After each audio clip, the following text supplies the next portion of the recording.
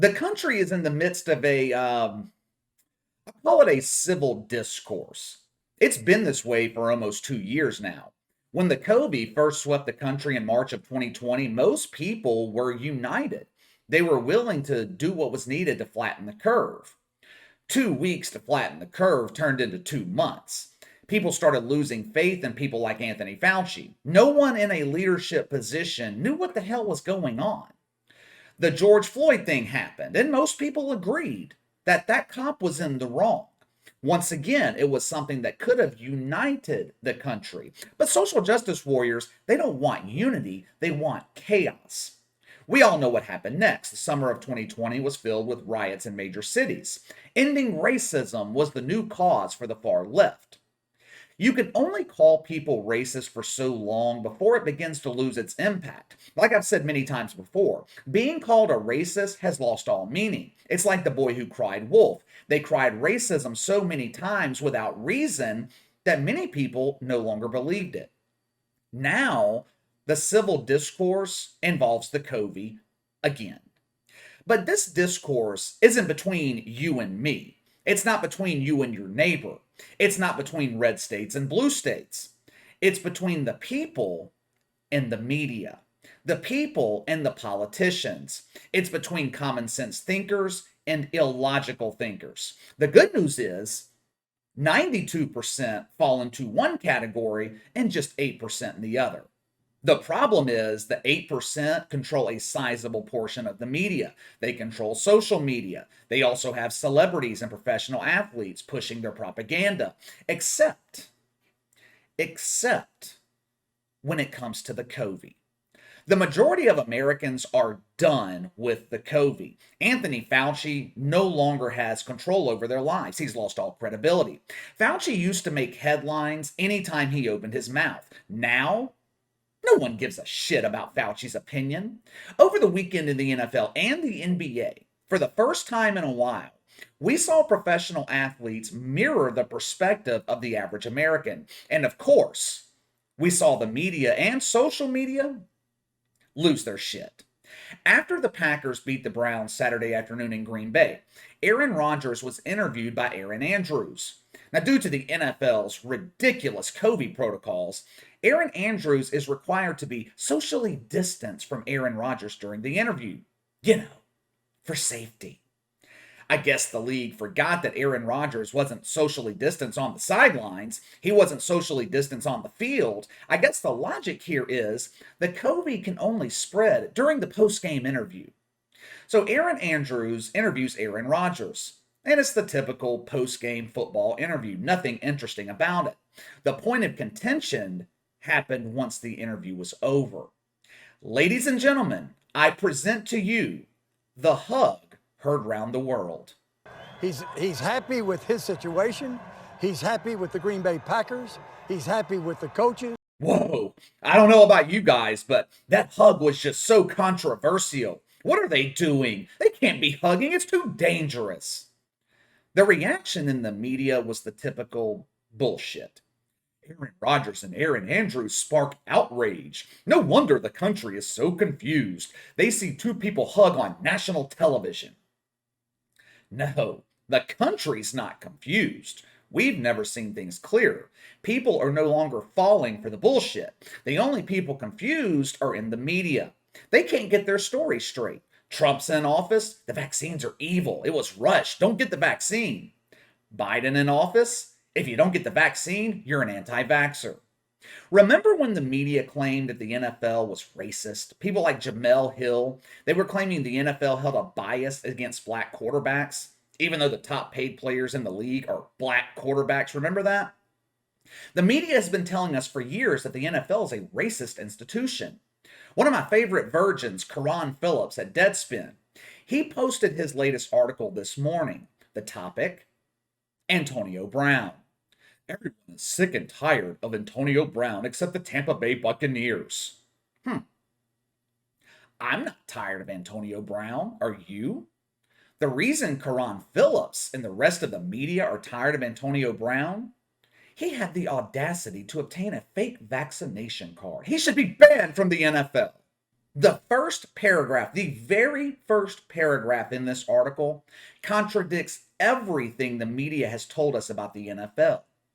In the NFL, talent trumps everything. It's the only place where race isn't a factor, as we've seen men of all colors get away with everything as long as they're good enough. Now, wait a minute. I thought the NFL was biased.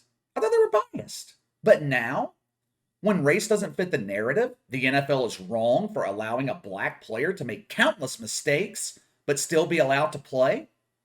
They weren't talking about this when Antonio Brown was embroiled in personal conduct scandals, domestic violence, sexual assault. But you fake the COVID vaccine, kick him out of the league. He's dangerous.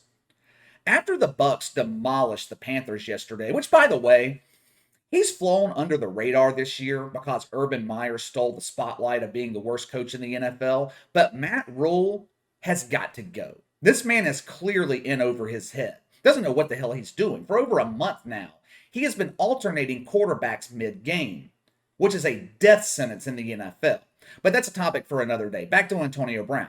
He was interviewed by the media after the game. This is the first time the media was given access to him since his suspension for the fake COVID card. Watch this exchange. Hey, Antonio, congrats. I know Coach Arians had told you when you came to this team, you screw up one time and you're done. And some people would deem what happened as a screw up, but Coach Arians stood by your side and he brought you back. Just what did it mean for you after being here for a year to have a coach standing in your corner? Next question. We just want to talk about this game. We don't want to waste no time with you guys writing in bogus. Respectfully, yeah. Antonio, we haven't talked to you yet. We haven't talked to you. I don't want to talk about that. You guys is all drama. It's all about football. We didn't talk about Carolina. I don't want to talk to you guys. I'm not going to defend Antonio Brown here. I don't know who that reporter was, but she didn't do anything wrong. I thought it was a fair question, but the reaction of Antonio Brown was interesting because it speaks to a larger issue. People don't respect the media. The mainstream media no longer reports the truth. It's become nothing but a propaganda machine. Athletes are beginning to become as disenfranchised with the media as the rest of us are. For the past 3 months, Stephen A. Smith has spent the bulk of that time criticizing Kyrie Irving for refusing to get vaccinated. Kyrie claims that he is taking this stand for people that don't have the platform or the voice to stand against the vaccine mandates. Now, Stephen A. was all for Kyrie and LeBron James using their platforms to protest mythical racism. But when it comes to Kyrie and LeBron using their platform to speak out against the overreaction to the COVID or the vaccine mandates, that's just wrong. Over the weekend, LeBron split the NBA world. He posted this picture to Instagram. He captioned the photo with a message, "Help me out, folks." The message is clear. LeBron is comparing the COVID to the common cold and the flu.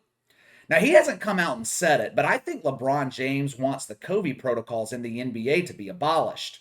Why are we sitting asymptomatic, healthy players because they test positive for the COVID? It doesn't make sense. You know how many professional athletes have died from the COVID? 0. Now, the reaction to LeBron in the media was typical. Guys like Dave Portnoy, Clay Travis, they applauded LeBron for seeing the light.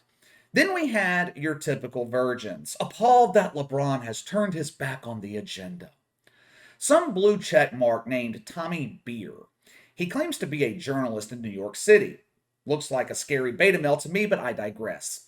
He said LeBron is irresponsible and misinformed. Misinformed. Where was that word last summer when LeBron was actually uninformed? James Boyd at the Indy Star. He took shots at LeBron James too. He told his audience, "Don't listen to LeBron on COVID. This guy doesn't read. Only listen to him when it comes to race and social justice." Oh, okay. So LeBron doesn't read when it comes to the COVID, but when it comes to ending racism, LeBron is a scholar. I mean, these people can't get their head out of their own ass. Michael Rappaport also injected himself into the conversation again. Once again, making a complete fool of himself on social media. Check it out for yourself. Fake ass bubble ring, just like you are the fakest guy in the NBA. You put that bullshit out on Christmas Eve when 800,000 Americans have died. Pathetic. Pathetic. Just like your hairline. Pathetic. Oh, I get it now. Now LeBron is fake. Now he's fake. He wasn't fake last summer when he was addressing fake racism. But when it comes to the useless protocols, LeBron is uninformed because he has a receding hairline. The irony, the guy with a receding hairline making fun of the other guy's receding hairline. This is why people are fed up with the media. It's nothing but propaganda, nothing but bullshit. You're only allowed to have one opinion. If you fall off the woke wagon, they send the cats after you. All right, let me know what you guys think. Aaron Rodgers, Antonio Brown, LeBron James, all attacked by the woke in the same weekend. Sound off in the comments below. Make sure to like and subscribe. Click the notification bell to receive all notifications from the channel. Best way to contact me is by email at btlkc84@gmail.com, KC_BTL84 on Twitter. I'll see you guys later.